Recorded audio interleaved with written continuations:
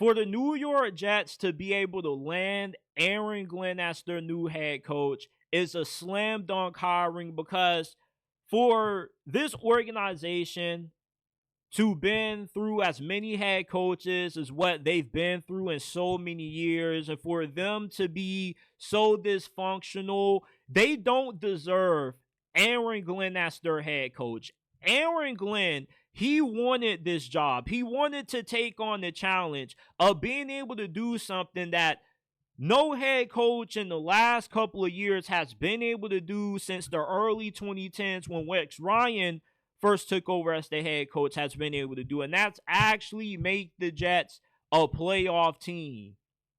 And for Aaron Glenn to take this Jets head coaching job, it's for one reason and one reason only. That's he believes he can win right away with this team. He's a defensive minded head coach, and the New York Jets have one of the most talented defenses in the NFL. We know that Sauce Gardner, when he's fully healthy, he's one of the top 3 corners in the game. They got a really great defensive line that's really good at getting after the quarterback. You have a really great defense. You got really good starters. You got really good depth. Your offense is where the concerns lie.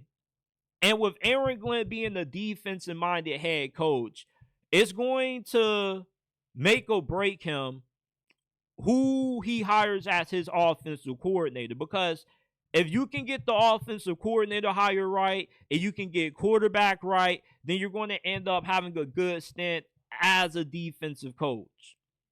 And Aaron Glenn coaching the New York Jets, not knowing what's going to happen with the future of Aaron Rodgers, because Aaron Rodgers, I think he looked good enough to where you can bring him back and maybe try to bring in a younger quarterback or aim to draft a quarterback in next year's draft class.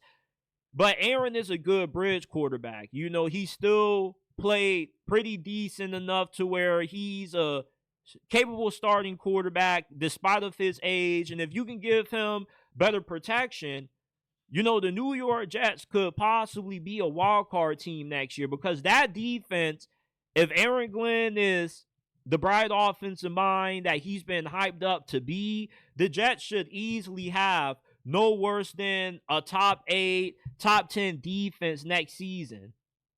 So for the New York Jets to land Aaron Glenn, in spite of how dysfunctional and how awfully ran this team has been under Woody Johnson these last couple of years, you know, this is an A+ hire for them considering their situation.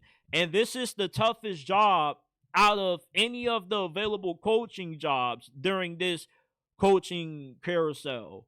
Because Aaron Glenn, you wonder if he can be able to overcome the dysfunctional front office. You wonder if he can find a way to solve the lingering woes that this team has had at quarterback for the last couple of years. You know, and if he reaches his potential, maybe you have somebody that is the second coming of Mike Tomlin if the Jets ownership allows him to be. So Aaron Glenn, I'm really shocked that the New York Jets were able to land him just because he felt above the Jets. For a team that has the reputation that they have, they seem to always be able to land the most promising head coaching candidates. You know, and I thought that Robert Saleh will work out. I think Robert Saleh still can work out when he gets an opportunity to reset as a defensive coordinator somewhere and he ends up becoming a head coach next offseason, because I mean he's been getting so many different head coaching interviews that you have to believe that teams are interested in him and he will get another opportunity somewhere else. And you know, Adam Gase, a lot of people would have given him a second opportunity after he didn't work out his first stint with the Miami Dolphins, despite how bad he was with the Jets. So it's like, you know, they had Todd Bowles as well. So for the New York Jets, you know, they seem to always come away with the best head coaching candidates available, even though they're just so awfully ran and so dysfunctional. But I don't know if Aaron Glenn's going to succeed. We'll see. But